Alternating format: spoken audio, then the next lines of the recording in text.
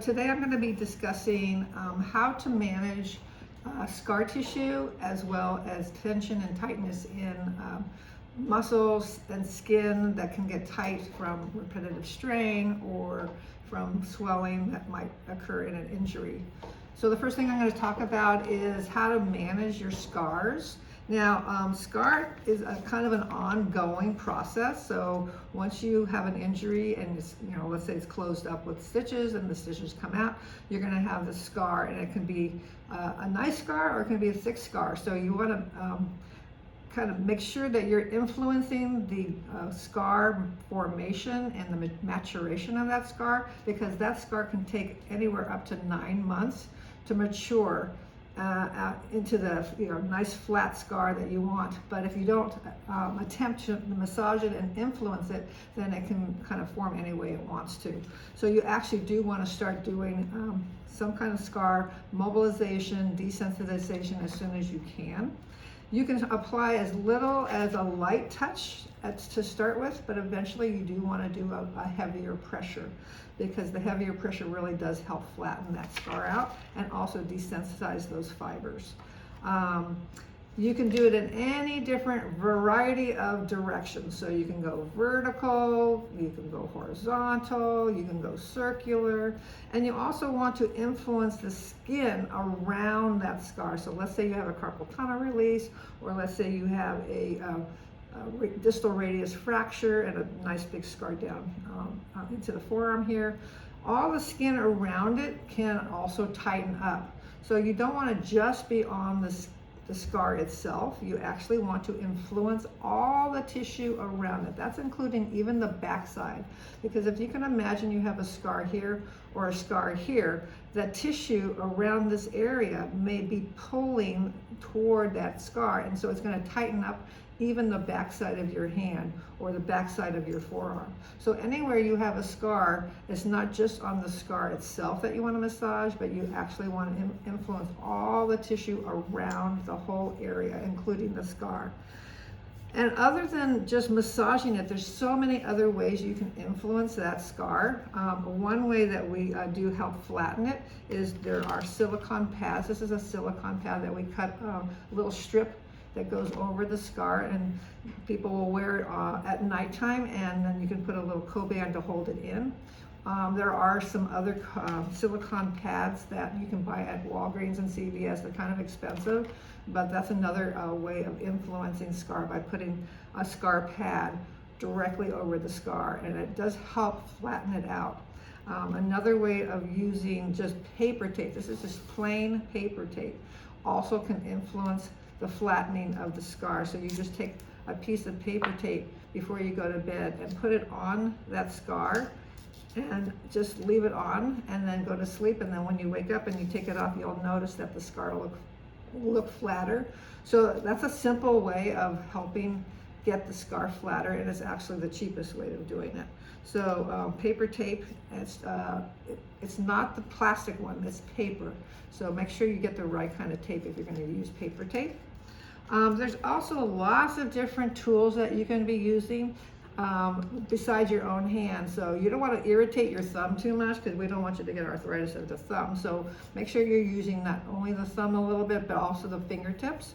But something like this is just a little, it looks like a little flower pot, but it's actually a little massager. It's called the flower pot massaging ball, and you can get it on Amazon, and it's just a little ball that can massage all around any kind of scar that you might have. So again, it's kind of helps with pressure and builds up tolerance of that pressure. So this is one idea. You can also use little things like this. This is just a little trigger point massager, and you can also get around that whole area as well. There are also vibrators. This vibration also helps desensitize the scar and helps kind of stimulate nerve growth. So this is just different types of massaging balls. So this is called a peanut massaging ball. This is just a wand where you're just going to be massaging all around that area and around the scar. You can also influence all the way, the circulation all the way into the hand or even up into the forearm. It just helps with circulation and desensitization.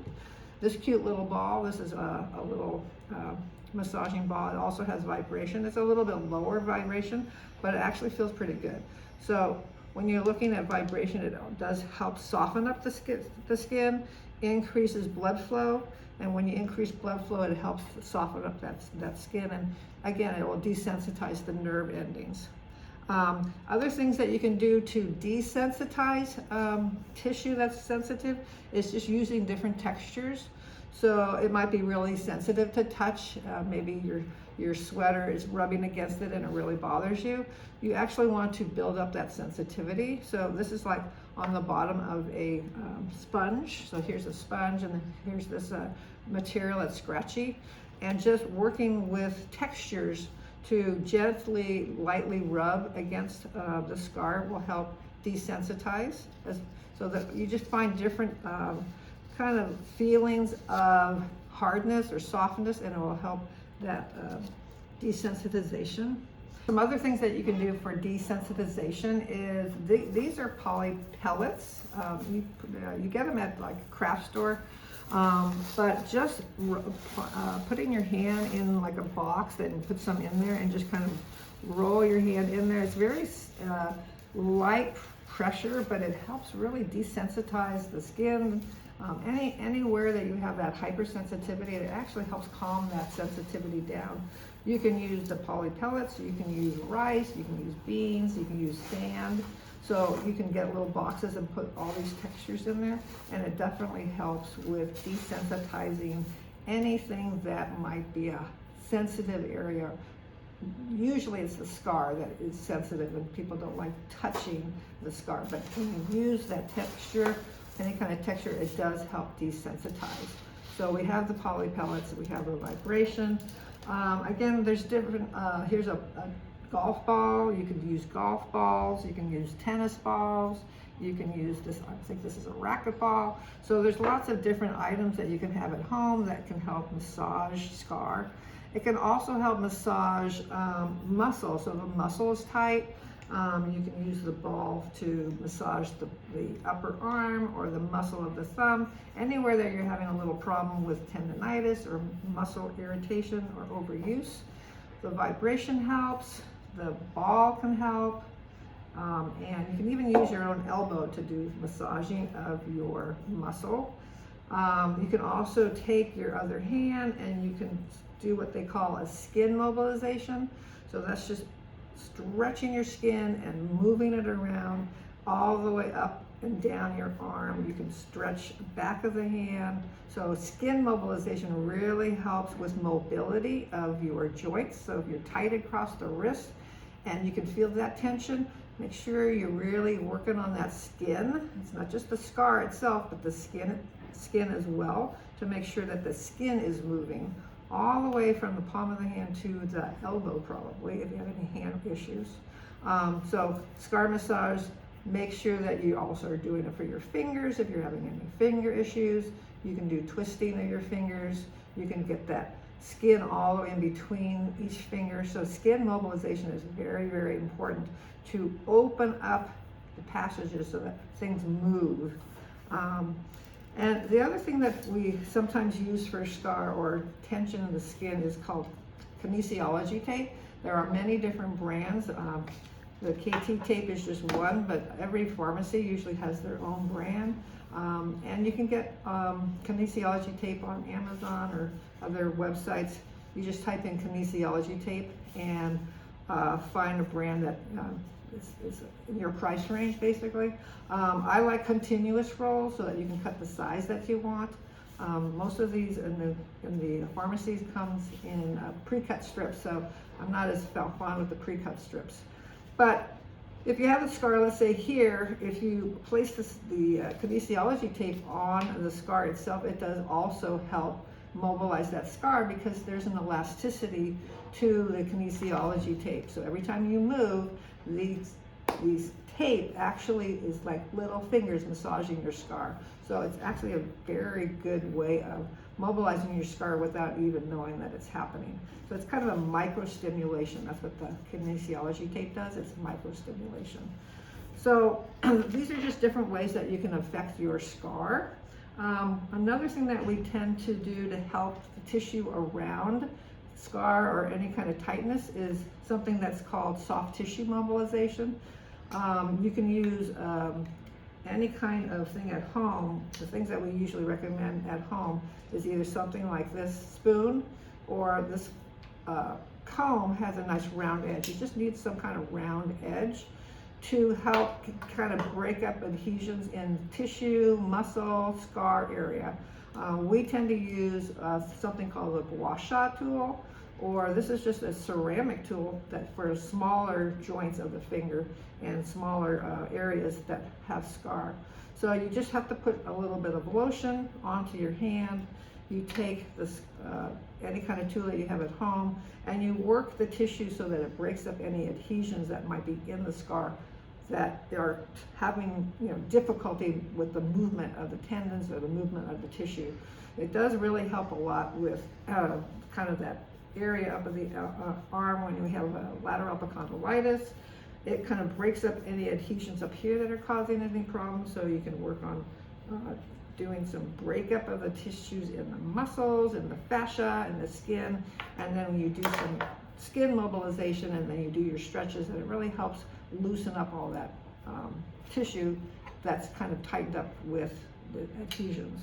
The last thing I wanted to discuss is just kind of myofascial releasey type activities that you can do, these tools that can help you with breaking up trigger point tightnesses.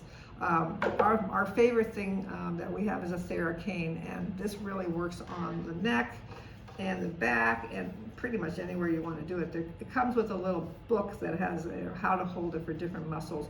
If you're having any tension going on in the neck or the shoulder that's giving you problems down to your arms, this is a very beneficial little tool. Again, it's called a Theracane, and it's kind of like having somebody do a self massage. Somebody's doing a massage to you, but you're doing it to yourself. So it's really, really helpful. And then the other way that you can do it, this is just a tennis ball and a sock. So if you don't have a Theracane, you can take the tennis ball, put it into your sock, tie a knot into it, and then you can lean against the wall, and then you can hold on to the sock while you're leaning against the wall, or you're leaning on the floor while you have that tennis ball in there. So tennis ball and sock is a really easy way of doing self-trigger point release. You can also just, again, do the arm. You can put this on the wall and hold on to the top of the sock, and then rub your arm against the ball while it's on the wall. So that's another way of using a tennis ball and a sock. And then this is kind of a cute little thing. It's for fingers. It's kind of a finger massager, and you can get this again on Amazon or other websites. But it's just a massager for the finger. So if you do have scars or a little arthritis or some tenderness on a joint, it's kind of a nice little way of massaging each finger. So it's kind of a finger massager. And these are just some different ideas of using tools to help your scar, your muscle, your tissue, and release some of the discomfort and pain. Thank you.